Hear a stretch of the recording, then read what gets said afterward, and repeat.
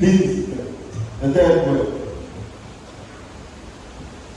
Woman, behold thy son, son, behold thy mother. There's an interesting picture up there.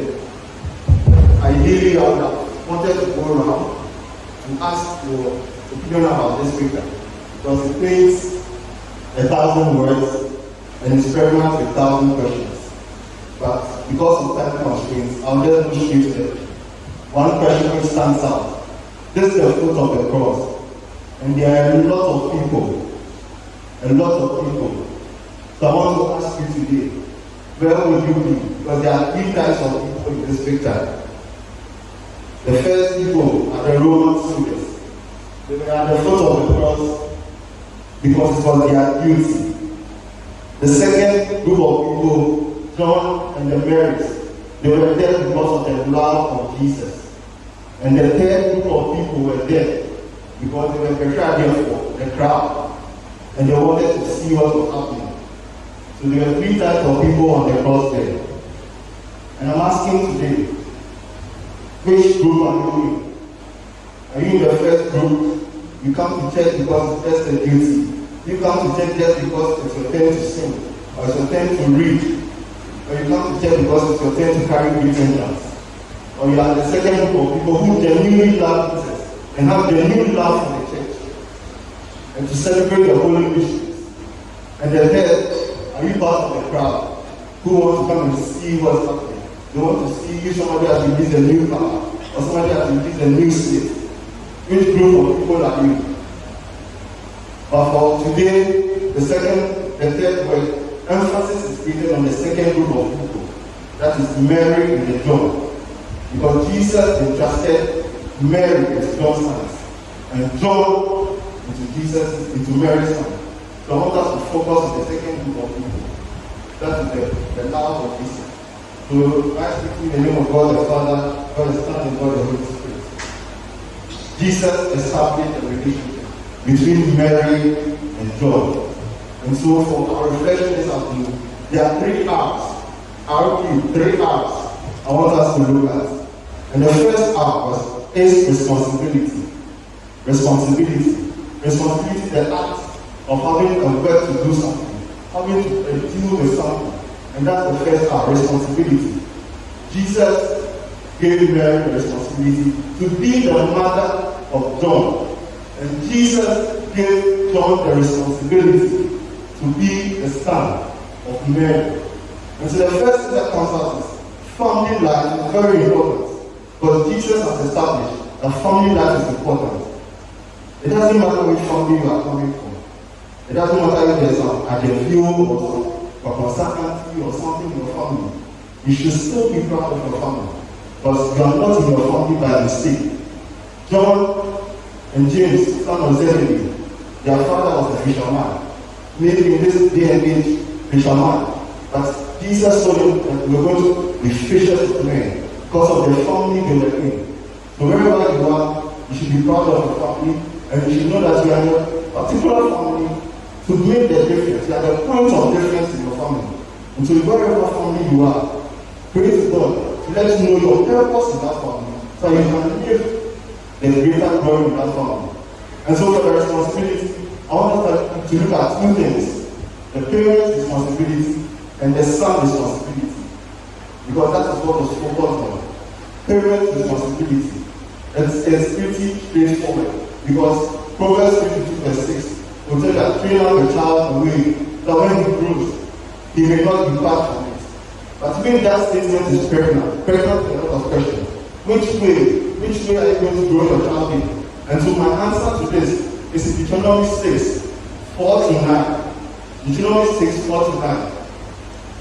It says, "Hear, O Israel, the Lord your God is one. Hear, O Israel, the Lord your God is one. Love him with all your heart, love him with all your soul, and love him with all your strength." But the most important thing is, these commandments I'm giving to you, teach them to your children, day and night. I'm paraphrasing. To teach them to your children, day and night. When you wake up, when you walk, constantly. Parents' responsibility is to teach them the way of the Lord. It's good to build them with the best of education. It's good to give them the best assets, the best iPhones, the best computers, the best laptops. But the biggest legacy and the biggest asset a parent can leave is the love of God and teaching him the way of the Lord and teaching him to walk in the path of the Lord. That's the most important legacy you can leave for your child. And that's the biggest responsibility that we are being charged in this way of the cross. So as a parent today, we should know that our biggest legacy is the way of the Lord. By extension, we can go further and teach our children the Apostles' Creed. We should know the basis of our faith, the Lord's Prayer. That's the responsibility. By extension, God parents are not left out of this. God parents is so beautiful. It's an honor to be a God parent. And there's so much work in being a God parent because you become a supplement. When we were young, they used to give us Dito and multivitamins and folic acid. But the supplements, whatever our parents are giving us. And that's what the God parents do. Whatever training the parents are giving to the children, God parents are supposed to boost it. God parents are supposed to support. God parents are supposed to add to it. And that's the supplement. So the job is not left alone for parents or for God parents as well. And together, the children will grow in knowledge and love of God. And you should remember that it's always said that children are gifts from God. And so when God gives you a gift, certainly you will account for the gifts that God gives you. Every parent here wants us to know that you are evangelists, whatever be the case. The first soul you're supposed to be is the soul of your brother, is the soul of your son. Because you're supposed to teach him the way of the Lord. You're supposed to win him for Christ. And together, there will be a ripple effect. Because you go from one person to another person to another person.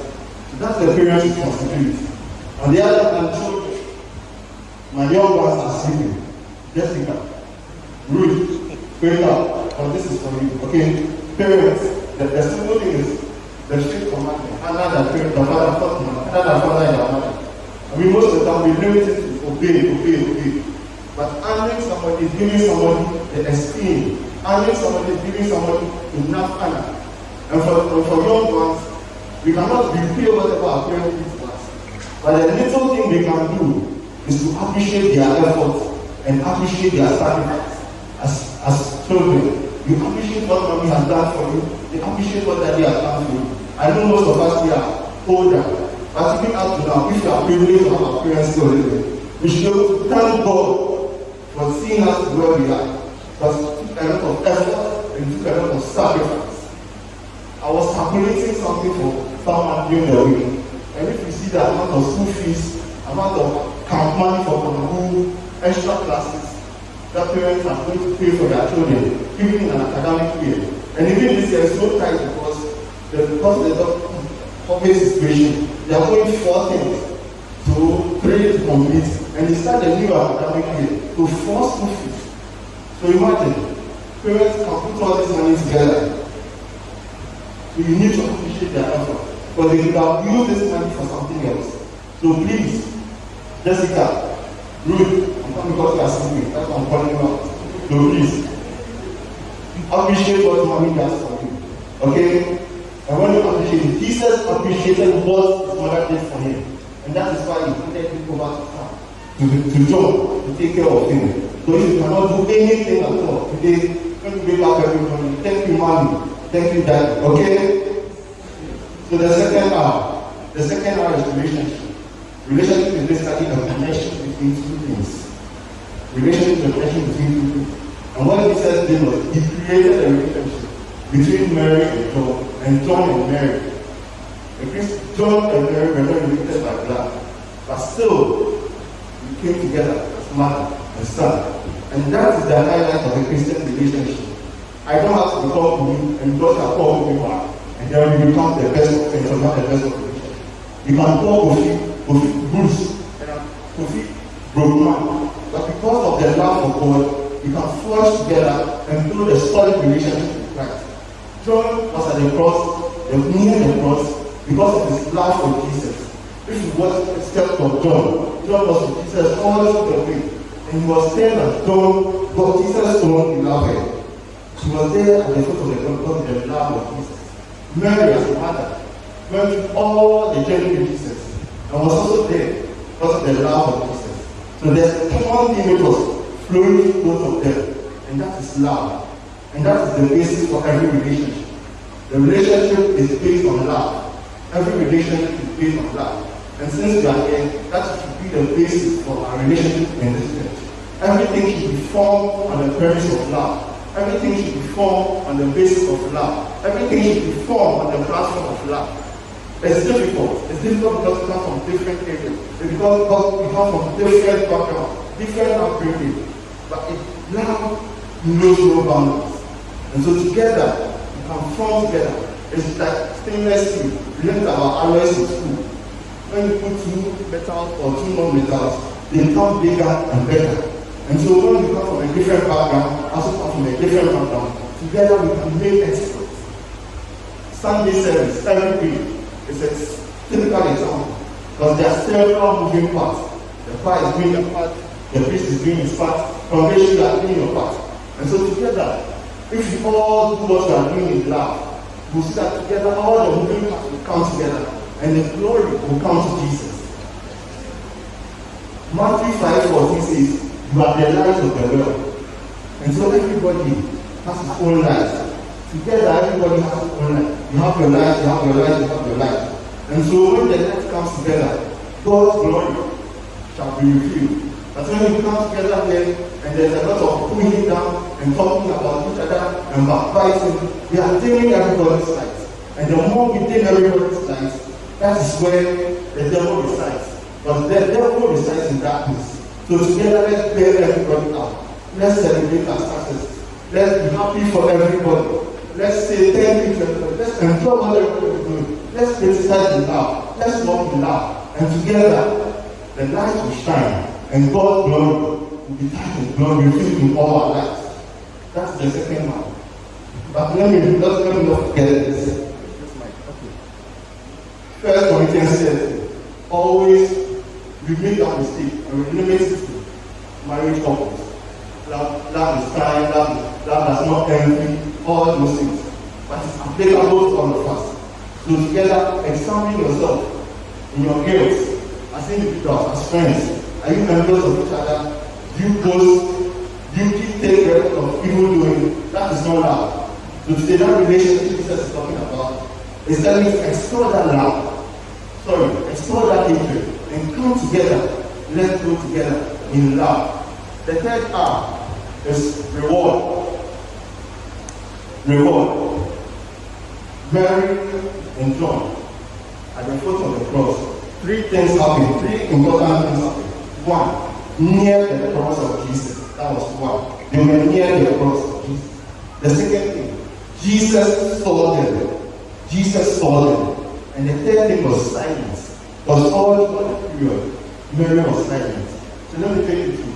John and Mary were near the cross of Jesus. They were near the cross of Jesus. And constantly, when they were there, Jesus saw them. There's something they should take brand money in. It says brand position. It's placing yourself to be at the hearts and minds of consumers. So that constantly, at this point, if I mention Petrus, you all know his face. It's because they built the brand, and that brand is Petrus. But there are a lot of face, there's coffee. But Petrus has built the brand. And so it's brand position. So what Mary and John did was to position themselves near the cross of Jesus. So that Jesus will see them. And that's the same thing we are supposed to do. Constantly in our lives, we are supposed to be near the cross of Jesus. Not in only good times, but in bad times and good times. We need to be near that cross of Jesus. And the cross of Jesus is not a geographical thing, but a spiritual position. We should be rendering service. That's how we near the cross of Jesus. We should be constantly loving each other, giving our all to the church, giving our all to our neighbors. And that is being near to the cross. But another thing, Mary was silent. Mary throughout that whole journey never uttered a word or never said, oh, you have shown pepper. Never said that. I mean, on the lighter note, if you want to show somebody pepper, you can go and steal your chicken in the house. That is better and better off than using that to petrify people. But what I'm trying to say is that together, in silence, pray to God, Mary in agony, Mary in her despair, Mary at the lowest point, was so silent and looked at God. And that is when the hour comes. The hour came because she got a reward. The reward was an earthly son. She was not expecting John to be given to her, but she got that reward, the reward of the son. So today, I don't know what is going through in your life. You might have your own problems. You might have your own issues. You might have your own predicaments. But stay near the cross of Jesus. Stay close to Jesus. And he will see you. And when he sees you, his promise for you is in Supplementary 3, the third verse. That was green pastures are before you, which yet you have not seen. Bright skies will soon be over you. Where the dark clouds have been, the dark clouds of pain, the dark clouds of tears, the dark clouds of tears, those green pastures will soon overshadow all of them. So together, can we sing that third verse?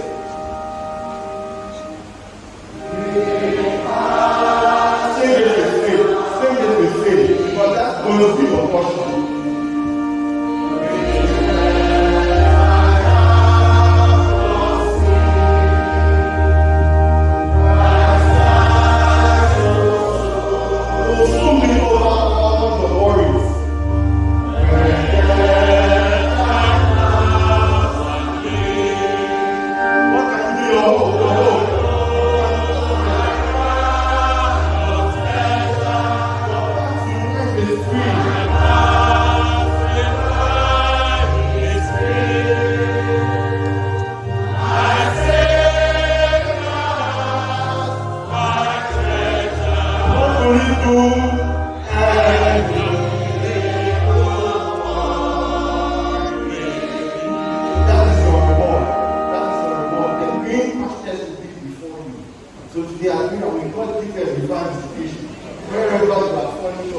Send the Lord to accept and correct any calamities.